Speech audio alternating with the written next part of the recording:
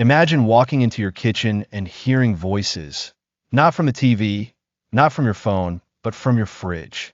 Something is alive, and it's not the appliances. You open the door, and suddenly all your food turns toward you.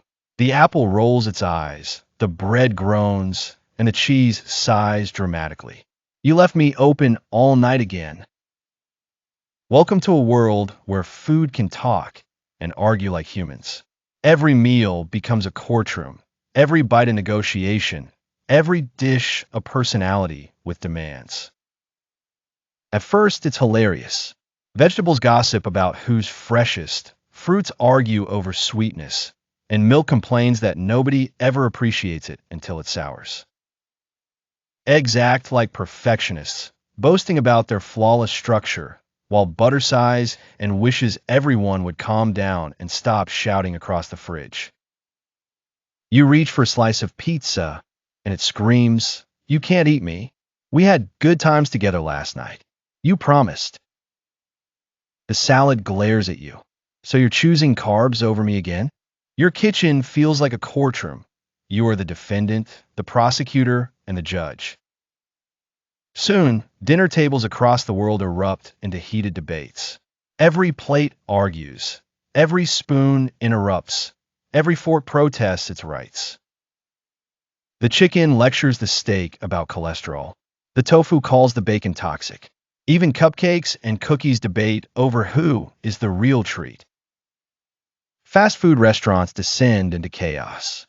Burgers shout about pickles, fries chant freedom for potatoes, and milkshakes roll their eyes at the nonsense around them. Drive-thrus install noise filters just to block the shouting. Supermarkets transform into war zones. The organic section constantly judges the frozen aisle. Candy bars whisper about humans' addictions.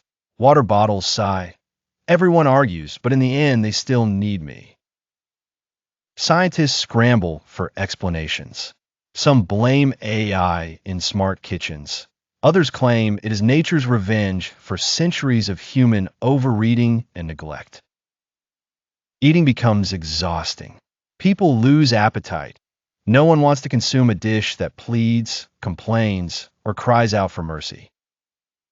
Veganism spikes, then collapses because plants start talking too. A carrot shouts, "You pull me from my home for this?" The tomato rolls its eyes. World leaders call an emergency summit, the Global Food Accord.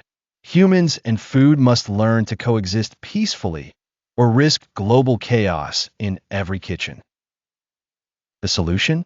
A new kind of cooking, consensual cuisine. Chefs must negotiate with ingredients before preparing every meal. Cooking shows transform completely.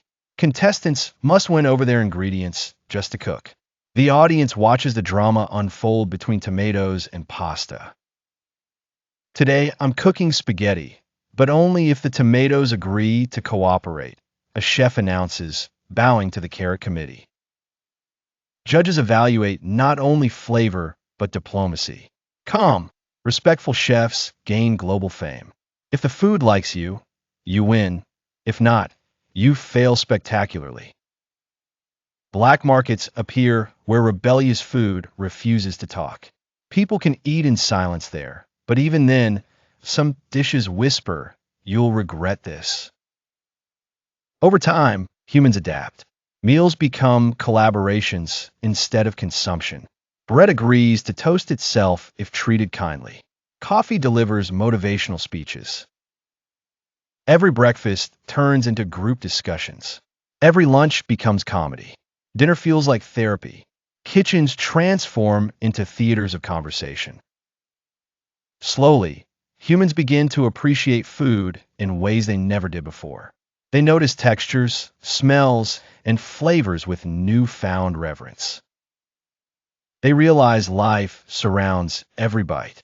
Food becomes conversation, connection, and respect. Eating turns into art, ritual, and shared understanding. One day, the apple looks at you and says softly, "You never really listened before." You smile, realizing it is right. You've eaten without gratitude for too long. Now you talk. You thank. You share. You taste food, not just with your tongue, but with your heart, mind, and soul. What if food argued like people? Chaos, laughter, and guilt at first, but later understanding, respect, and a new connection to the life that nourishes us.